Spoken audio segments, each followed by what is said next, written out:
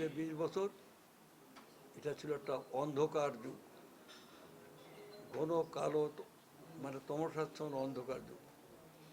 এই অন্ধকারের ভেদ করে আমরা নতুন প্রভাত আনতে চাই, নতুন সূর্য উদয় করতে চাই। সব ধ্বংস আমরা জানি, এই ধ্বংসস্তূপের উপর দাঁড়িয়ে আমরা জীবনের গান গাইতে চাই।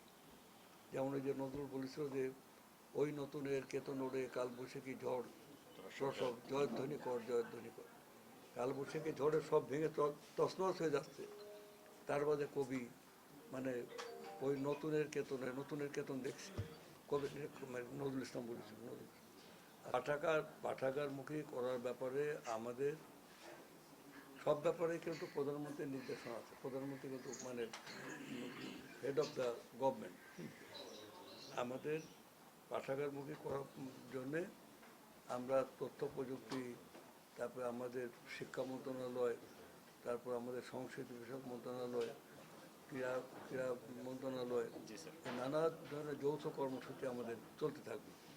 আমরা মানুষকে পাঠাগারমুখী করতে চাই এবং পাঠাগারের পরিবেশটাও মানে একটা নান্দনিক একটা ভালো পরিস্থিতি আনতে হবে। সেটা জেলা পরিষদ